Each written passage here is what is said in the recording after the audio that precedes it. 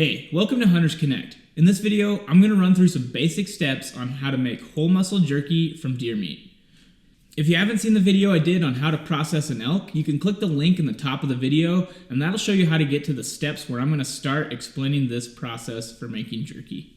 So once I have my whole muscles laid out, I'm going to take them and I'm going to cut thin strips, and I'm going to aim for about 1/4 inch of thickness for the strips of meat.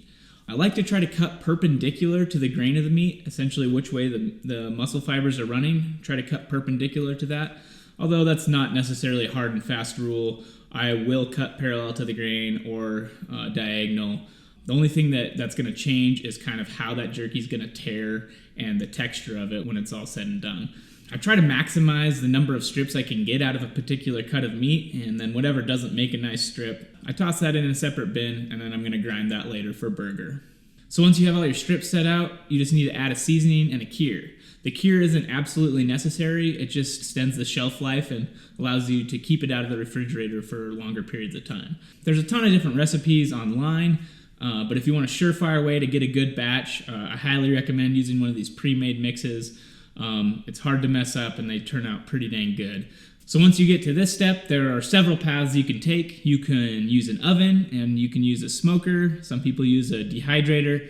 Again, there's a million ways to do this. I'm going to quickly run through how I use the oven and how I use the smoker. So for the oven, the first step, which I highly recommend, is to lay down tinfoil along the bottom of the oven and maybe even up the sidewalls a little bit. If you have a coil, you'll have to put the foil underneath the coil of the oven.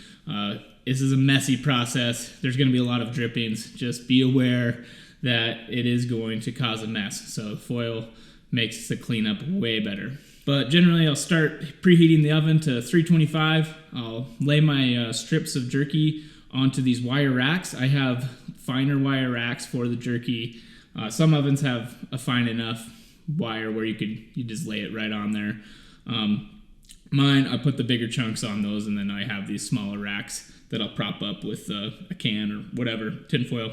Again, oven's preheated to 325. Those go in. I got a thermometer. I'm going to be checking the internal temp until that hits about 160 degrees Fahrenheit.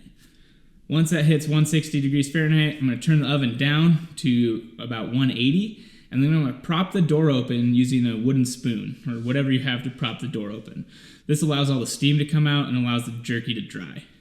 For the smoker, pretty similar. I'm going to preheat it to about 325.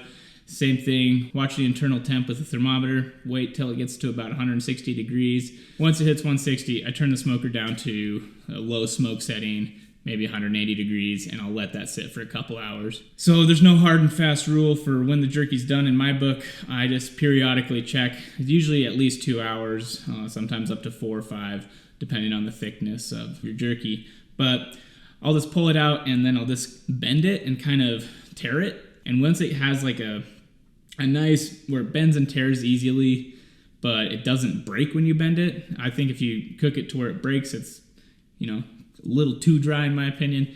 One thing I have found is when I have gone too far and it's gotten really dry, if I put that in a Tupperware container and let that sit in a refrigerator for another day, it seems to just kind of bring back a little moisture. I don't know what process goes on, but in fact, the jerky a lot of times tastes better after being refrigerated for a day. I don't know what's happening, what process is, but not all is lost if it comes out really dry. Try putting it in a Tupperware, throw it in the fridge for a day. But anyway, now you got a bunch of snacks you can take on your next adventure.